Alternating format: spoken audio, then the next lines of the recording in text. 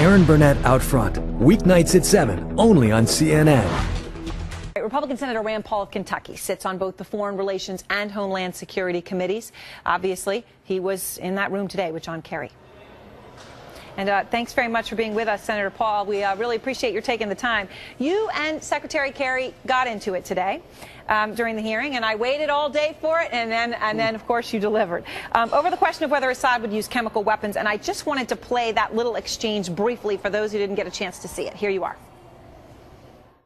If the United States of America doesn't do this, Senator, is it more or less likely that Assad does it again? You want to answer that question? I don't think it's known. I don't think is it's it more or less likely that he does it again? You have the attack. I think it's unknown whether it's more or less likely whether you have the attack. Senator, it's not unknown. If the United States of America doesn't hold him accountable on this with our allies and friends, it's a guarantee Assad will do it again. A guarantee.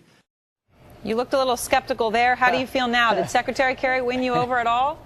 Well, he sounds like he must be a clairvoyant because he can predict the future now, and so we should ask him for stock tips, you name it. Who's going to win the Kentucky Derby next year if he can guarantee the future? No one can guarantee the future. We don't know how Assad will react, and I think there's an equal argument to be made that if the U.S. bombs him, that it will be more likely that he launches another gas attack, more likely that he might attack Israel, more likely that there'd be more instability in the region, more likely that the Russians might get involved, or Iran might get involved. So I think there are arguments to be made on both sides of this, but it's not some kind of slam dunk guarantee that Secretary Kerry makes it out to be. He's overstating his ability to predict the future. Now, you said the president's request to strike probably will pass the Senate today, but you don't agree that the president has the constitutional authority to order a strike on Syria without congressional approval. You were also very clear on that. And I wanted just to play, Secretary Kerry, as you know, got very passionate when you said that to him, and here is what he said to you. We don't want to go to war. We don't believe we are going to war in the classic sense of taking American troops and America to war. The president is asking for the authority to do a limited action that will degrade the capacity of a tyrant who has been using chemical weapons to kill his own people. The president is not asking you to go to war. He's not asking you to declare war. He's not asking you to send one American troop to war.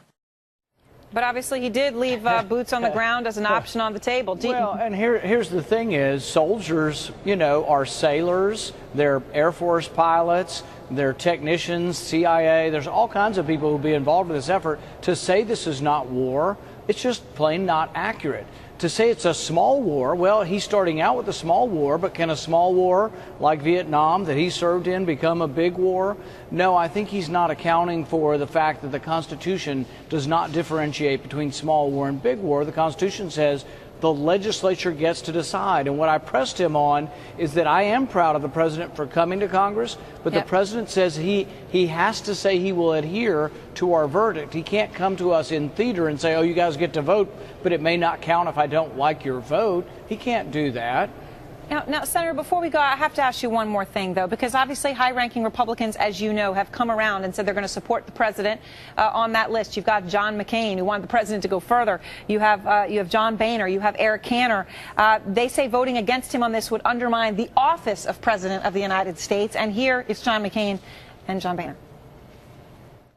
A vote against that resolution by Congress, I think, would be catastrophic because it would undermine the credibility of the United States of America and the president. This is something that the United States as a country needs to do.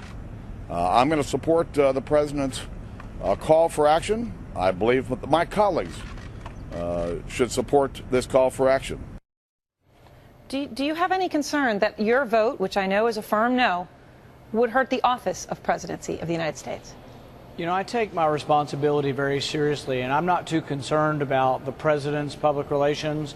I am concerned, though, about young men and young women who serve in our military, and I vote as if it's my son or your son going to war. I can't send them to war to fight for stalemate. I can't send them to war with no clear military objective. And I can't send anybody to war when our goal is not victory. Our goal is stalemate. They've already said they don't even want to topple Assad. They just want a negotiated settlement after they blast him with a few bombs. I can't see anyone's son or daughter fighting for that. All right, Senator Rand Paul, thank you very much. Always good to talk to you.